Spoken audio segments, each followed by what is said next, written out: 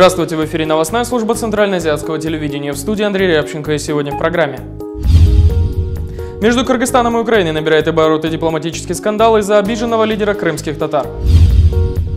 Что нужно сделать с человеком, чтобы он повесился? Узбекский надзиратель легко отвечает на этот вопрос.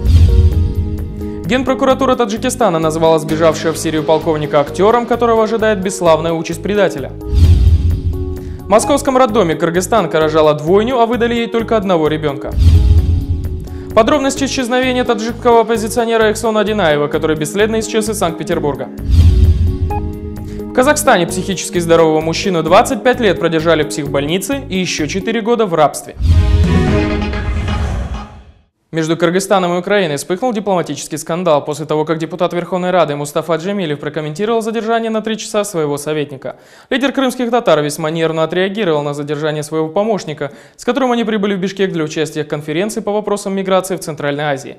На странице соцсети депутат украинского парламента заявил, что действия МВД Киргизии в аэропорту Манас, где у него возникли проблемы, заказ хозяев Кыргызстана, которые известно где находятся. Я понимаю желание руководства Кыргызстана очень понравиться Москве, но любые действия и заявления должны быть логичными. Во-первых, если Москва считает, что это не так, она должна сделать заявление о том, что, дескать, мы не причастны. Ваш депутат все выдумал. Во-вторых, Кыргызстан уже признал свою вину и принес извинения. А вот объяснение очень неубедительное. В ответ Министерство иностранных дел Кыргызстана направило ноту протеста украинской стороне. В связи с тем, что до настоящего времени Джемилев не удосужился принести извинения за свои высказывания и введение заблуждения общественности, Министерство иностранных дел уполномочено заявить, что опубликованные в интернете Мустафой Джемилевым реплики являются оскорбительными в отношении суверенитета Кыргызской Республики.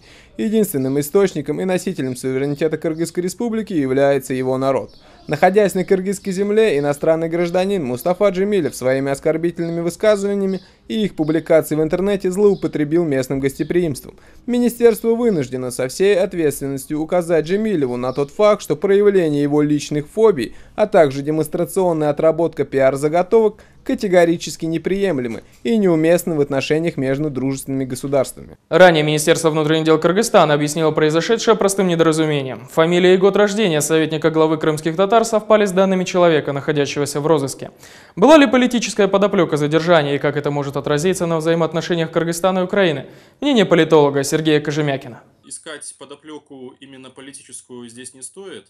Потому что если мы посмотрим на позицию Бишкека по украинскому кризису, то можно увидеть, что больше года официальные власти Кыргызстана старательно избегали любых действий, любых заявлений, которые могут истолкованы как поддержка либо Киева, либо Москвы. Но это связано, конечно, с тем, что внешняя политика Кыргызстана, с одной стороны, зависит от России, от вовлечения в интеграционные процессы. С другой стороны, Кыргызстан до сих пор зависим от Запада.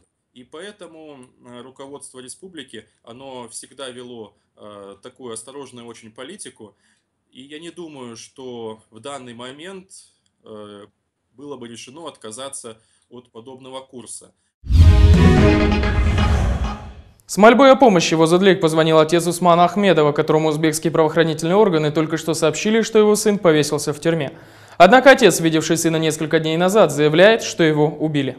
В марте из родительского дома в Джизакской области Узбекистана был арестован Усман Ахмедов, который только что вернулся с заработка в России. Узбекская милиция обвинила его в экстремизме и арестовала, поместив в местное СИЗО. В доказательство его вины милиция использовала хранящиеся в родительском доме инструкции по сборке оружия. Отец поспешил разъяснить ситуацию, объяснив, что это его оборудование для работы в патриотическом клубе. Однако силовики не послушали старика и не выпустили парня. По словам отца, его сын Усман никогда не был религиозным и даже не умел читать намаз. Однако 1 июня в родительский дом пришли сотрудники милиции и глава Махали, которые принесли скорбную новость о том, что сын, якобы не выдержав жизни без родителей, повесился на веревке, которую сплел из матраса. Однако родители так и не увидели заключение судебно-медицинской экспертизы, а к осмотру тела сына их так и не допустили. Версию о безволии парня, который якобы не смог жить без мамы, верится слабо. А вот то, что парня то ли запытали до суицида, то ли просто убили, легко. Генеральная прокуратура Таджикистана наконец прокомментировала ситуацию вокруг дезертирства полковника Гулмурода Халимова. В заявлении главный акцент сделан на вине журналистов, которые сообщали о ходе дела неверные сведения. Впрочем, откуда прессе знать правду о деле, если силовики почти месяц отмалчивались? Оказывается, что правоохранительные органы Таджикистана не создавали никакого штаба по расследованию дела полковника ОМОН. Координационный центр был создан заранее для поиска сразу всех граждан, сбежавших в Сирию. По словам силовиков, никакие сослуживцы не сопровождали полковника на Ближний Восток, наоборот, они все его осудили. В настоящее время Халимов, отрабатывая заплаченные ему заказчиками деньги, занимается очернением своей родины и используется в качестве актера, сфабрикованным и распространенным через интернет видеоспектакля, направленным на восхваление так называемого исламского государства и оправдание чудовищных преступлений, совершаемых его представителями. Нет сомнений, что после того, как отпадет надобность в актерских услугах, Халимова ждет такая же бесславная участь, как и всех предателей. Между тем стало известно, что другой военнослужащий, подполковник Дилшот Каримов, потерял свой пост из-за сына, который отправился на войну в Сирию. Каримов снят с должности начальника Сарбанского отдела комитета по чрезвычайным ситуациям и гражданской обороне, сразу же после получения информации об участии сына в вооруженном конфликте в Сирии. Динара Аджиева вместе со своим мужем уже долгое время живут и работают в Москве, где и сыграли свадьбу. У них двое маленьких детей, однако молодые решили завести третьего. Какова же была радость мигрантов, когда они узнали, что у них будет двойня? По данным Азатык, молодая мать узнала о двойне по результатам ультразвукового исследования. На 32-й неделе беременности она обратилась в частный медицинский центр в Москве. УЗИ показала двойню. Повторное исследование через месяц подтвердило первоначальные данные. Ночью 19 мая начались схватки, мигранты вызвали скорую помощь, чтобы отправиться в роддом. Там сделали еще раз ультразвуковое обследование. На утро доктор подтвердил беременность близнецами, назвал их вес и определил, что девушки сделают кесарево сечение. Однако после родов Динаре Аджиевой отдали только одного ребенка, девочку. Насчет второго же сказали, что его и не было, а врач, делавший УЗИ в больнице, лишь стажер, который просто ошибся. Теперь отец семейства купит деньги, чтобы нанять хороших адвокатов и попытаться либо найти своего ребенка, либо правду. Мы обратились в больницу, чтобы взять официальный комментарий. По скорой помощи она, по-моему, приезжала. И утверждает, что ей не отдали ребенка второго. Ну, это чушь собачья, ребенок-то был один. Ну, понятно. Ну, а как? Здесь же работали следственные органы, все это проверено. Ребенок был один. Ей просто, она наблюдалась, УЗИ делала где-то там в каких-то подворотнях, в каких-то метро, еще где-то. И поставили, что у нее двойня. У нее один ребенок. А, то есть она реально в это верила, да, то, что у нее двойня? Ну, конечно, конечно. А там у вас, ну, следственные органы, они камеры смотрели, как там было? Ну, естественно, это же не просто так. Она, по-моему, выписалась уже, все спокойно. Который второго ребенка-то? Далее коротко о ключевых событиях в Центральной Азии. Почти 150 тысяч человек погибло во время военных действий в Афганистане и Пакистане с 2001 по 2014 год. Такие данные приводятся в только что вышедшем в свет докладе ученых одного из университетов США Браун Юниверсити. Также местные и международные организации зафиксировали 162 тысячи человек, которые были серьезно ранены в боях. Казахский студент Диас Кадырбаев приговорен судом США к 6 годам заключения. Кадырбаев был знаком с Джахаром Царнаевым, приговоренным к смертной казни за теракт в Бостоне. Кадырбаев через 3 дня после взрывов избавился от принадлежащих Царнаеву рюкзака с пиротехникой и ноутбуком, что существенно затруднило расследование теракта. Изначально молодому человеку грозило 25 лет тюрьмы. В Таджикистане более 1000 человек брошены на борьбу с саранчой. Общая площадь распространения саранчи на севере и юге республики составляет свыше 70 тысяч гектаров. Вчера в выпуске мы рассказали о бесследном исчезновении одного из оппозиционных деятелей Таджикистана, члена группы 24, признанной на родине экстремистской. Эксон Адинаев занимался распространением в интернете новостей о Таджикистане, которые невозможно публиковать из-за цензуры в самой республике. В итоге парень за обвинение во взломе электронной почты нескольких посольств Таджикистана за рубежом был объявлен в розыск за киберпреступление. 24-летний Эксон Адинаев из-за этого скрывался в Санкт-Петербурге, однако некоторое время назад, выйдя из своего дома без вещей, парень в него уже не вернулся. Известно, что Эксон Адинаев встречался с убитым оппозиционером Умарали Куватовым, а некоторое время назад даже начал публиковать разоблачающие материалы о властных структурах Таджикистана от своего имени. Подробности исчезновения 24-летнего парня из уст брата пропавшего Вайседина Адинаева, который обратился за помощью к нашему телеканалу в надежде найти Эксона. 23 числа рано утром в интернете проскочила новость, то есть фотография Интерпола.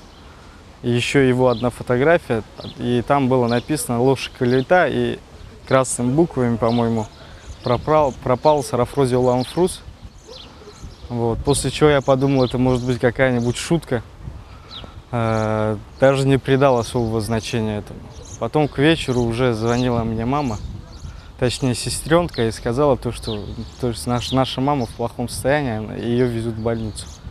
Но потом, когда узнали с уст других уже людей то, что да, он конкретно пропал, и то, что он был в России, в Санкт-Петербурге, для меня это уже было большое удивление, потому что я как брат младший, даже друзья не знали, что он был в пределах Российской Федерации. Ты тоже думал, что он в Европе? Да? Все, я вообще думал, что он в Турции. Вот. Другие друзья думали, что он в Германии. Там. Варианты даже самые плохие варианты. Потому что правительство, хукумат не дает никаких информаций о том, что они его взяли. Даже наоборот говорят, мы даже в шоке, то, что этот человек, его нету. Они так говорят. То есть другие люди говорят, мы тоже не знаем о его исчезновении, то есть его соратники. И не имеем представления, где он и какие у него были планы. В казахстанском городе Уральске мужчина четверть века провел в психиатрической клинике, будучи психически здоровым. Свою дееспособность он случайно установил в суде, когда выяснил, что все эти годы ему не начисляли пособия по инвалидности. Газета «Уральская неделя» сообщает, что Виктор Скворцов был принудительно помещен в психиатрическую клинику в далеком 1985 году. С тех пор его не выпускали из психбольницы до 2011 года, привлекая к работе на территории психдиспансера. Затем руководство лечебницы передало его бизнесмену, который продержал Скворцова 4 года на своем предприятии, то ли в качестве разнорабочего, то ли раба, давая ему деньги исключительно на баню и еду. Трудовая деятельность мужчины закончилась в прошлом году, после того, как он надорвался и поступил в больницу с грыжей. Врачи спасли его, но физические нагрузки запретили. Из-за этого хозяин выгнал Скворцова, куда глаза глядят. Получается, что все эти годы мужчина был здоров. В 1985 году Виктор вернулся из армии, у него наблюдались приступы тревожности. Во время одного из приступов его забрали милиционеры и принудительно поместили в психбольницу. Однако потом администрации, очевидно, стало выгодно держать мужчину, который бесплатно убирал территорию больницы.